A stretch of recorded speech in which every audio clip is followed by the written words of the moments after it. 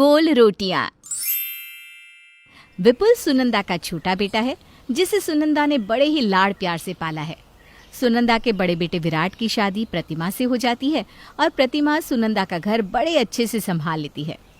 एक दिन प्रतिमा को अपनी कुछ सहेलियों से मिलने जाना था, इसलिए वो जल्दी जल्दी खाना बनाती है। फटाफट खाना बना लेती हूँ, फिर तैयार होने में भी वक्त लगेगा। इतने दिनों बाद सब मिल रहे हैं, मुझे तो सबसे अच्छा दिखना है भाई। प्रतिमा दोपहर का खाना बनाकर अपनी सहेलियों से मिलने चली जाती है। उसके जाने के बाद विपुल और विराट घर आते हैं और सुनंदा से कहते हैं, माँ बहुत जोरों की भूख लगी है, जल्दी से खाना लगा दो। भूख तो मुझे भी लग रही है, लेकिन ये चावल दाल खाने का मन नहीं कर रहा।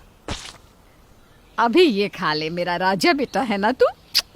रात को तुझे जो खाना होगा वो प्रतिमा से कहकर बनवा दूंगी। हाँ भाई, तेरे ही मौज है। माँ भी तेरी पसंद का खाना बनाती है और प्रतिमा भी। मेरे नसीब में तो बासी ही है। नजर मत लगाओ भैया। सुनंदा दोनों बेटों को खाना परोसती है। विराट तो कुछ नहीं कहता, चुपचाप खा लेता है, लेकिन विपुल जैसे ही एक निवाला खाता है जोर से कहता है, क्या माँ ये कैसी सब्जी बनाई है? इसमें कुछ है ही नहीं, मुझे नहीं खाना, ना नमक है ना मिर्ची। विपुल थाली घिसका देता है और खाने पर से उठ जाता है, लेकिन उसे रोकते हुए सुनंदा कहती है, अरे बेटा रुक जा, देख मैं तेरे लिए ना एकदम गोल गोल आलू के पराठे बना देती हूँ। तुझे गोल गोल रोटी पसंद है ना? खाने पे से नहीं उठा करते राजा बेटा।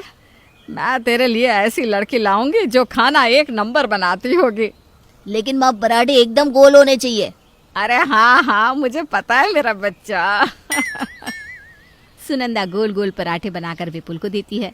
तब जाके विपुल खाना खाता है। शाम को जब प्रतिमा घर लौटती है तब सुनंदा उससे कहती है, बहू खाना देख कर बनाया करो ना। तुम्हें पता है विपुल को जैसा तैसा खाना पसंद नहीं, आज उसने खाया भी नहीं। अब रात को उसकी पसंद का खाना बनाना। जी मम्मी जी। प्रतिमा का मन छोटा हो जाता है और वो अपने कमरे में जाकर कहती है, इतने नखरे तो पति के भी नहीं झेलने पड़ते जितना के देवर के। देखती हूँ अपनी पत्नी आएंगे तो कितने नखरे करते हैं। दिन बीतने लगते हैं और सुनंदा विपुल के लिए लड़की देखने लगती है। वो मनोज से कहती है, ए जी, मेरे विपुल के लिए अच्छा खाना बनाने वाली बहू लाइएगा।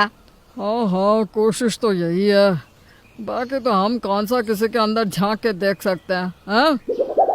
विपुल के लिए हेमा का रिश्ता आता है और हेमा भी सबको पसंद आ जाती है। सुनंदा हेमा से एक ही सवाल पूछती है, बेटा तुम्हें खाना बनाना तो आता है ना?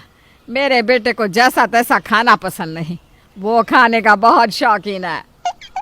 मेरी बेटी के बने खाने की तारीफ तो दूर दूर तक होती है। खाने वाला उंगलियां चाट चाट कर खाता है।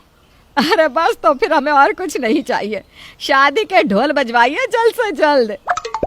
महीने भर बाद दोनों की शादी हो जाती है और हेमा बहू बनकर सुनंदा के घर आ जाती है। घर में खुशी का माहौल होता है। अगले दिन हेमा साड़ी पहनकर अपनी पहली रसोई के लिए तैयार रहती है। सुनंदा उससे कहती है, बहू आज विपुल के पसंद की गट्टे की सब्जी, राजमा, चावल, खीर और बेसन की रोटी बना ले। तेरे हाथों का स्वाद हमें भी तो पता चले। जी मम्मी जी। हेमा रसोई में चली जाती है और कमर कसकर काम में लग जाती है। आज मैं ऐसा खाना बनाऊंगी कि सब मेरे खाने के दीवाने हो जाएंगी। हेमा एक एक करके सब कुछ बना लेती है।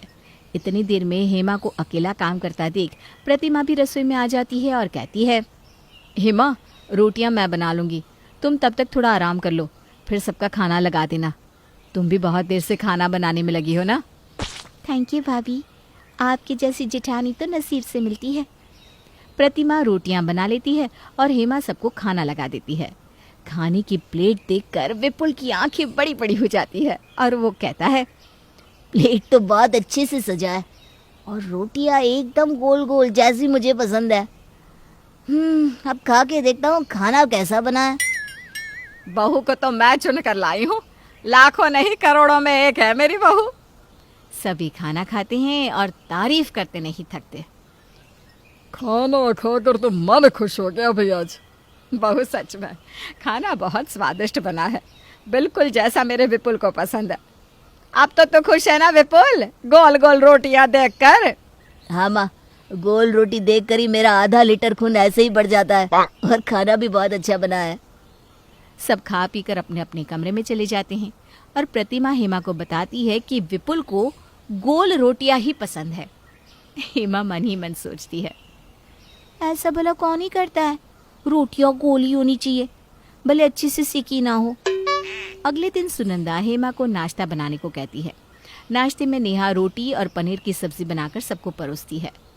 आड़ी टेढ़ी रोटी देखकर विपुल का माथा गर्म हो जाता है और वो कहता है, क्या ये, ऐसी कोई रोटी होती है क्या? अरे खा के तो देखिए, खाना स्वाद होना चाहिए, शक्ल से क्या लेना देना। ऐसी रोटियां तुम ही खाओ। विपुल खाने पर से उठकर चला जाता है और सुनंदा कहती है, ये क्या है बहू, तुमने तो कहा था तुम्हें खाना बनाना आता है, ऐसे बनती है रोटियां? अब मेरा बेटा भूखा रहेगा क्या? मुझे खाना बनाना आता है मम्मी जी, बस रोटियां गोल नहीं बनती, इसमें मैं क्या करूं? क्या करूं? मुझे नहीं पता। अरे किसी भी तरह से गोल रोटियां बनाना सीख लो, वरना वापस चली जाओ अपने मायके। हेमा रोने लगती है। तभी प्रतिमा कहती है, यही होता है यहाँ, बहू की इज्जत बस गोल रोटी पे निर्भर है। विपुल जी को माँ ने कुछ ज्यादा ही सर पर चढ़ा रखा है। रो मत, कुछ ऐसा करो जिससे इनकी अकल ठिकाने आ जाए। इनकी अकल तो मैं ठिकाने लगा कर रहूंगी, आपको मेरा साथ देना होगा भाभी। अरे हाँ हाँ, मैं हर वक्त तुम्हारे साथ हूँ। एक दिन सुनंदा की तबीयत खराब हो जाती है और वो बेड से उठ तक नहीं पाती।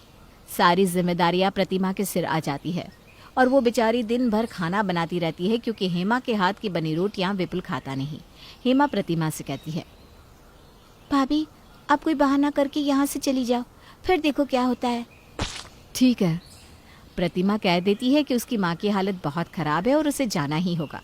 प्रतिमा के चले जाने के बाद हेमा ही रोटियां बनाती है। रात को विपुल घर आकर खाने के लिए बैठता है। हेमा टेढ़ी मेढ़ी बनी रोटी और सब्जी विपुल को देती है। क्या ये, तुम्हें एक बार में समझ में नहीं आता क्या? मैं ऐसा खाना नहीं खाने वाला, मैं बाजार से खा लूंगा। ठीक है, कितने दिन तक बाहर का खाओगी? मम्मी जी को 1 महीने का बेड रेस्ट है और भाभी तो कम से कम 10 दिन तक तो नहीं आने वाली। तुम उसकी फिक्र मत करो, अपना काम करो। विपुल बाहर जाकर खाना खाता है।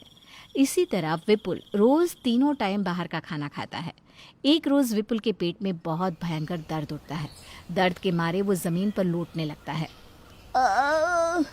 ये दर्द मुझसे बर्दाश्त नहीं होगा, मुझे डॉक्टर के पास ले जाओ कोई। हेमा विराट को दुकान से बुलाती है और विराट विपुल को अस्पताल ले जाता है जहां डॉक्टर कहते हैं, इन्हें फूड पॉइजनिंग हुई है सर। क्वालिटी देखी जाती है, डेकोरेशन नहीं। घर का खाना जैसा भी हो वही खाना चाहिए। डॉक्टर की बातें सुनकर विपुल की आंखें खुल जाती है। जी डॉक्टर साहब, मुझे समझ में आ गया है, ये सब मेरी गलती है। गोल रोटियों के चलते मैंने खराब खाना खाया। अब मुझे चाहे गोल रोटी मिले या ना मिले, मैं घर का ही खाऊंगा। विपुल को डिस्चार्ज करवाकर घर ले आते हैं। घर आकर विपुल हेमा से कहता है, मुझे बहुत तेज भूख लग रही है, आड़ी टेढ़ी रोटी ले आना।